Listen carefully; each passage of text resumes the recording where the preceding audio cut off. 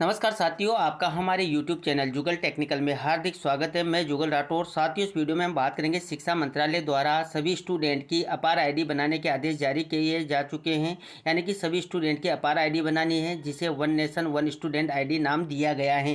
यानी कि अपार आईडी क्या है, अपार आईडी किस प्रकार बनानी है, अपार आईडी को लेकर क्या है महत्वपूर्ण जानकारी सभी शिक्षकों के लिए, सभी अभिभावकों के लिए और सभी विद्यार्थियों के लिए। अपार आईडी की पूरी जानकारी मैं आपको इस वीडियो में देने वाला हूं, तो कंप्लीट पूरा वीडियो देख के, और अभी तक आपने हमारे चैनल को सब्सक्राइब नहीं किया तो चैनल को सब्सक्राइब करें, बेल आइकन प्रेस करके ऑल पर जरूर क्लिक करें, क्योंकि ऐसी लेटेस्ट जानकारी मैं आपको लगातार देता रहता हूं। तो शुरू करते हैं। तो देखिए, शिक्षा मंत्रालय द्वारा जो सभी स्टूडेंट की अपार आईडी बनाने के निर्देश दिए गए हैं, यानी कि सभी स्टूडेंट की अब अपार आईडी बनेगी। इसका मतलब है कि one nation one student ID, यानी कि सभी स्टूडेंट की एक आईडी होगी। देखिए यहाँ पर अपार क्या है, यानी कि अपार आईडी क्या है। तो देखिए यहाँ पर अपार, जिसका अर्थ है स्वचालित स्थायी शैक्षणिक खाता पंजीकरण। ये एक आजीवन 12 अंकों की अद्वितीय पहचान प्रणाली है, जो भारत के सभी छात्रों के लिए डिजाइन की गई है। यानी कि यहाँ पर सभी स्टूडेंट को एक शैक्षणिक खाता पंजीकरण संख्या दी जाएगी। ये 12 अंकों की होगी। ये अद्वितीय पहचान प्रणाली, जैसे कि आधार कार्ड होता है, इसी तरह शिक्षकों के भी एक जो शिक्षक हैं वो बच्चों की अपार आईडी बनाएंगे 12 अंकों की। यहाँ पर देखिए, 2020 की राष्ट्रीय शिक्षा नीति छात्रों के लिए एक अद्वितीय आईडी बनाने की आवश्यकता पर जोर देता है, जो छात्रों की शैक्षणिक प्रगति को ट्रैक करने और उनकी शिक्षा को उनके सीखने की यात्रा के दौरान अधिक प्रभावी ढंग से प्रबंधित करने में मदद करेगी। यानी कि ये आईडी काम करेगी, जो बच्चों की शैक्षणिक प्रगति है उसको ट्रैक करने में काम आएगी, और उसकी जो भी सीखने की यात्रा यानी कि शिक्षा है उसके दौरान जो प्रभावी ढंग से इसकी मॉनिटरिंग करने में ये मदद करेगी। ये डिजिटलीकरण, व्यक्तिगत शिक्षा के सार्वभौमिकरण जैसे व्यापक लक्ष्यों का भी समर्थन करती है, जिसमें स्कूल से बाहर गए विद्यार्थियों OOSC यानी कि आउट ऑफ स्कूल को स्कूलों में वापस लाना और छात्रों की शैक्षणिक राहों में अधिक कुशल हस्तक्षेप को सक्षम बनाना शामिल है। यानी कि ये इस प्रकार यहाँ पर जो है अपार आईडी क्या है, इस प्रकार आप जान सकते हैं। अब देखिए, अपार की मुख्य विशेषताएं क्या हैं। तो देखिए, विस्तृत शैक्षणिक अभिलेख, यानी कि अपार आईडी प्रत्येक छात्र के शैक्षणिक इतिहास का एक विस्तृत और स्थायी अभिलेख बनाए रखने में मदद करेगा, जिसमें लिए गए पाठ्यक्रम, अंक, प्रमाण पत्र और विभिन्न शैक्षणिक संस्थानों में प्राप्त उपलब्धियां शामिल होगी। और यह एक डिजी लॉकर के साथ इसके एकत्रीकरण के माध्यम से संभव होगा, यानी कि डिजी लॉकर में इसको एकत्रीकरण किया जाएगा। इसके बाद देखिए और भी मुख्य विशेषताएं। तो देखिए, पारदर्शिता और जवाबदेही, छात्र कहीं से भी किसी भी समय अपने शैक्षणिक अभिलेख तक पहुंच सकते हैं, जिससे शैक्षणिक संस्थानों के बीच स्थानांतरण, कौशल, नौकरी या उच्च शिक्षा के लिए आवेदन करते समय आसान संक्रमण की सुविधा मिलती है। यह प्रणाली छात्रों के शैक्षणिक अभिलेख को वास्तविक समय में अपडेट प्रदान करेगी, जिससे सुनिश्चित होगा कि उनकी जो जानकारी हमेशा नवीनतम और सटीक हो। यानी कि यहाँ पर अपार की जो आईडी है, इसके माध्यम से स्टूडेंट को कभी भी अपना शैक्षणिक अभिलेख देखना है, रिकॉर्ड देखना है, तो आसानी से अपार आईडी के माध्यम से वो देख पाएंगे। और भी मुख्य विशेषताओं में देखें तो डेटा सुरक्षा और गोपनीयता भी रहेगी। तो देखिए, अपार को छात्रों के डेटा सुरक्षा के लिए मजबूत सुरक्षा उपायों के साथ बनाया गया है, जिससे सुनिश्चित होता है कि उनकी व्यक्तिगत और शैक्षणिक जानकारी सुरक्षित हैं और केवल अधिकृत उपयोगकर्ताओं के माध्यम से ही पहुँच योग्य हैं।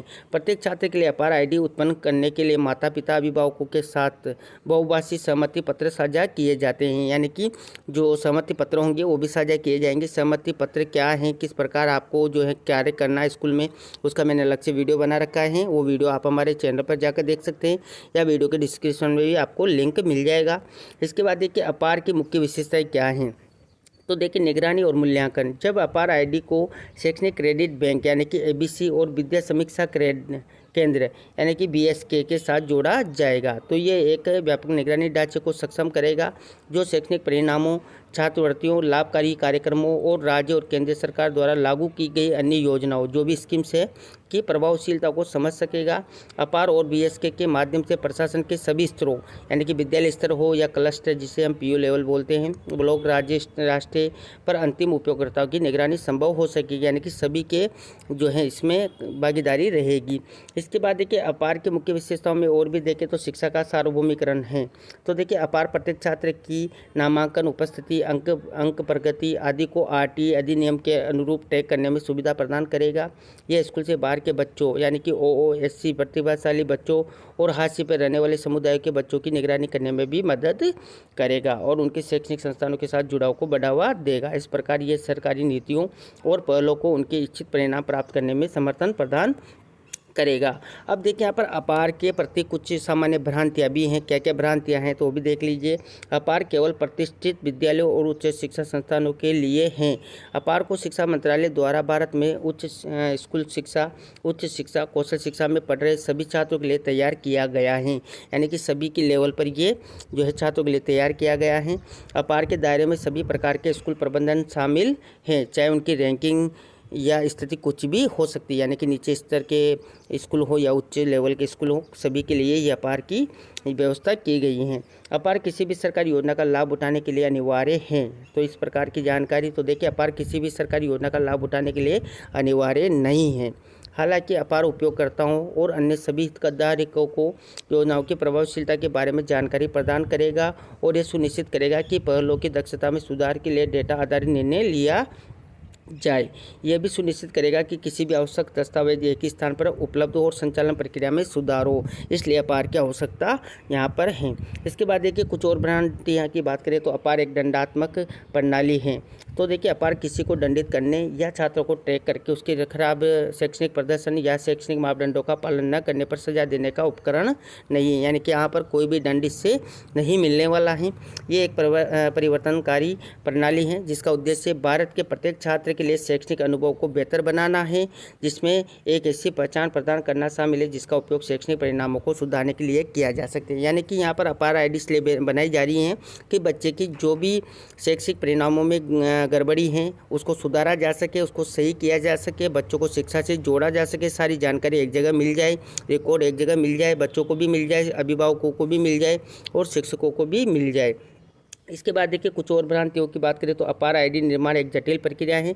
शिक्षा मंत्रालय ने कई विचारों और पायलट अध्ययन के माध्यम से इस प्रक्रिया प्रवाह तैयार किया है जो केवल मौजूदा प्रणालियों का उपयोग करके छात्रों के लिए अपार आईडी उत्पन्न करता है। यूडाइस प्लस अपार आईडी के निर्माण के लिए समग्र पोर्टल होगा, यानी कि यूडाइस के माध्यम से अपार आईडी आप बना सकते हैं। अपार आईडी कैसे बनानी है इसकी मैंने अलग से पूरी प्रोसेस बता रखी कि आप आसानी से अपार आईडी बना लें। इसका वीडियो अगर आपको देखना है तो ऊपर आई बटन पर लिंक मिल जाएगा और वीडियो के डिस्क्रिप्शन में भी आपको लिंक मिल जाएगा, जहां जाकर अपार आईडी किस प्रकार बनेगी बच्चे की वो आप पूरी प्रक्रिया समझ सकते हैं। इसके बाद देखिए यहाँ पर चूंकि स्कूल के छात्र नाबालिग होते हैं और उनके विवरण को तीसरे पक्ष के साथ साझा करने के लिए कानूनी रूप से अभिभावक की सहमति आवश्यकता होती है। बहुभाषी सहमति पत्र को स्कूल प्रबंधन द्वारा अभिभावक शिक्षक बैठकों यानी कि पीटीएम के माध्यम से वितरित किया जाएगा, एकत्रित किया जाएगा, संग्रहित किया जाएगा, जो कि एक चरणबद्ध तरीके से आयोजित की जाएगी। चरणबद्ध रूप से कैसे करना है वो भी मैं आपको जो है पिछला वीडियो मैंने बनाया उसमें जाकर देख सकते हैं। अपार आईडी का निर्माण और विवरणों का वितरण पीटीएम के बाद अगले कार्यदिवसों में कक्षा शिक्षक द्वारा किया जाएगा। अपार आईडी सफलतापूर्वक उत्पन्न होने पर अभिभावक के जो है के पंजीकृत मोबाइल नंबर पर एक पुष्टिकरण एसएमएस भी भेजा जाएगा कि आपकी आईडी जो है बन चुकी है। इसके बाद देखिए अपार डेटा सुरक्षित रूप से संग्रहित नहीं है, ये भ्रांति भी है। तो देखिए सभी अपार आईडी संबंधी विवरण और जानकारी सुरक्षित रूप से संग्रहित और केवल अधिकृत सरकारी डेटाबेस के माध्यम से प्रसारित की जाती हैं। अपार व्यक्तिगत डेटा सुरक्षा विधेयक में निर्धारित सभी डेटा संरक्षण, एन्क्रिप्शन, डेटा सुरक्षा दिशा निर्देशों की पूरी अनुपालना सुनिश्चित करता है। यूडाइस प्लस और डिजी लॉकर प्लेटफॉर्म में ने सुरक्षा की अतिरिक्त परतें जोड़ी गई, यानी कि आप यूडाइस प्लस के माध्यम से या डिजी लॉकर के माध्यम से जो भी इसको करेंगे उसमें अतिरिक्त परतें जोड़ी गई है सुरक्षा से, जिससे अपार जानकारी केवल उन उपयोगकर्ताओं के साथ साझा की जाती हैं जिनके पास अधिकृत पहुँच हो, यानी कि ऐसे अधिकृत व्यक्ति ही इसको खोल सकते हैं, जैसे कि विद्यार्थी, अभिभावक या टीचर्स। इसके अलावा डेटा साझा करने के लिए माता पिता अभिभावकों से सहमति दर्ज की जा रही है, यानी कि उनसे सहमति भी ली जाएगी। अब देखिए सहमति पत्र भी आपको भरना होगा, उसका मैंने अलग से वीडियो बना रखा है, उसमें बताया हुआ है सहमति पत्र किस प्रकार का होगा। इसके बाद देखिए अपार सभी हितधारकों के लिए एक सक्षमकर्ता के रूप में, तो देखिए विद्यालय के रूप में, तो देखिए विद्यालय के किस काम आ सकता है अपार, तो देखिए निर्बाध शैक्षणिक निरंतरता के लिए, व्यक्तिगत शिक्षा और समर्थन के लिए, उत्पन्न डेटा प्रबंधन और विश्लेषण के लिए। छात्र की बात करें तो प्रभावशाली स्थानांतरण और गतिशीलता के लिए, व्यापक शैक्षणिक रिकॉर्ड के लिए, शैक्षणिक और कैरियर अवसरों तक बेहतर पहुंच बनाने के लिए। प्रशासन की बात करें तो छात्रवृत्ति और लाभकारी योजनाओं आदि के लिए, उन्नत अनुपालन और रिपोर्टिंग के लिए, देश भर में राज्यों, बोर्डों, उच्च शिक्षा के बीच सुव्यवस्थित स्थानांतरण के लिए, स्कूल से बाहर के बच्चों को वापस लाने और ड्रॉप आउट दरों को कम करने के लिए लक्षित स्तर से प्रदान करना, ये काम आ सकता है प्रशासन के। अब देखिए अपार के क्या लाभ है, काफ़ी इंपॉर्टेंट चीज़ है। जैसे कि देखिए छात्रों की गतिशीलता को सहज बनाना। तो देखिए विभिन्न कारणों से छात्रों का कई संस्थानों में पढ़ाई करना सामान्य है। अपार एक एकीकृत प्रणाली के रूप में कार्य करेगा जो विभिन्न राज्यों, बोर्डों में छात्रों के लिए उपलब्ध होगा, जिससे वे एक संस्थान से दूसरे संस्थान में जाते समय सहज संक्रमण और लगातार रिकॉर्ड सुनिश्चित कर सकेंगे। डेटा की सटीकता और निरंतरता में सुधार। तो क्या है, अपार छात्रों के लिए रिकॉर्ड का एक एकीकृत और विश्वसनीय डेटाबेस प्रदान करेगा, जिससे प्रविष्टियों के कारण होने वाली विसंगतियों और गलतियां कम होगी। ये निरंतरता सुनिश्चित करेगी कि शैक्षणिक डेटा सटीक और नवीनतम रहे, जिससे छात्रों और शैक्षिक संस्थानों दोनों को लाभ होगा। इसके बाद बात करते हैं शैक्षणिक रिकॉर्ड का संग्रहण। तो कैसे होगा, तो देखिए अपार से जुड़े डिजी लॉकर खाते छात्रों द्वारा सभी शैक्षणिक उपलब्धियों को एक सुरक्षित स्थान पर डिजिटल रूप से संग्रहित और साझा करने के लिए उपयोग किया जा सकता है।